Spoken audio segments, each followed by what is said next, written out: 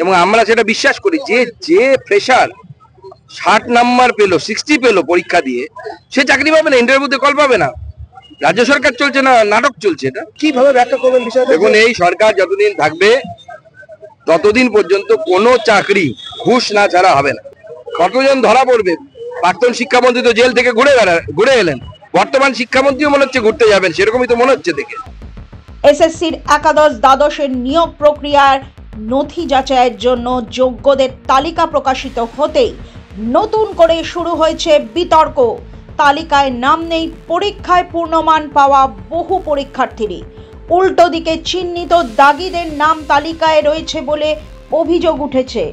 এমনকি স্বাস্থ্য দপ্তরে চাকুরিরত ব্যক্তিকে শিক্ষকতার চাকরিতে অতিরিক্ত নম্বর দেওয়া হয়েছে বলে অভিযোগ তুলে মামলা দায়ের হয়েছে কলকাতা হাইকোর্টে। ওদিকে ডাক পাননি বহু যোগ্য চাকরিহারা শিক্ষক, আর তার জেরেই এসএসসির নতুন নিয়োগ প্রক্রিয়া নিয়ে নতুন করে দুর্নীতির আশঙ্কা দেখা দিয়েছে। এই পরিস্থিতিতে সরাসরি যোগ্য চাকরিহারা ও অন্যান্য চাকরি প্রার্থীদের পাশে দাঁড়ালেন কেন্দ্রীয় শিক্ষামন্ত্রী সুকান্ত মজুমদার।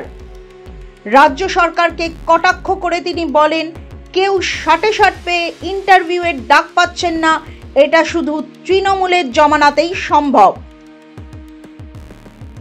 স্বদেশি দ্রব্যের ব্যবহার বৃদ্ধি এবং নেশামুক্ত ভারত গড়ার উদ্দেশ্যে এক ভারত আত্মনির্ভর ভারত এই স্লোগান তুলে বালুরঘাট বিধানসভা এলাকার মালঞ্চা থেকে বালুরঘাট বাস স্ট্যান্ড পর্যন্ত প্রায় 4.5 কিলোমিটার দীর্ঘ পথ পদযাত্রার আয়োজন করেছিল মাই ভারত নামে একটি সংগঠন। সেই পদযাত্রায় অংশগ্রহণ করে সুকান্ত বাবু বলেন, দেখুন, ঠেলার নাম বাবাজি। চারদিক থেকে বিজেপি থেকে শুরু করে সাধারণ যারা চাকরি প্রার্থী, যুব সমাজ সবাই মিলে যে ঠেলা দিচ্ছে, তাতে বাধ্য হয়ে রাজ্য সরকার এই সিদ্ধান্ত নিতে বাধ্য হয়েছে। এবং আমরা সেটা বিশ্বাস করি যে ফ্রেশার 60 নাম্বার পেলো 60 পেলো পরীক্ষা দিয়ে সে চাকরি পাবে না, ইন্টারভিউতে কল পাবে না। রাজ্য সরকার চলছে না, নাটক চলছে। এটা আমরা এই দাবি বহুদিন ধরে করে এসেছি যে সিট বাড়াতে হবে এবং যারা যোগ্য তাদেরকেও চাকরি দিতে হবে। অনেক যোগ্য শিক্ষক পরীক্ষা দিয়ে চাকরি পাননি, তাদেরটাও বিষয়টি দেখতে হবে। প্লাস যারা ফ্রেশার, নতুন ছেলে মেয়ে, যারা নতুন এমএসসি, এমকম, বিএড করে যারা বসে আছে বছরের পর বছর, যারা চাকরি পাচ্ছে না, তাদের জন্য শূন্য পদের ব্যবস্থা করতে হবে। রাজ্যে বেকারদের সরকারি চাকরি পেতে হলে তৃণমূলকে ক্ষমতা থেকে সরাতে হবে, স্পষ্ট জানান সুকান্ত বাবু। তিনি বলেন, এই সরকার যতদিন থাকবে ততদিন পর্যন্ত কোনো চাকরি ঘুষ না ছাড়া হবে না। আপনারা দেখেছেন আমাদের বিরোধী দলনেতা একটি অডিও প্রকাশ করেছে, তাদের দেখা যাচ্ছে জেলে বসেও এরা চাকরি বিক্রি করছে।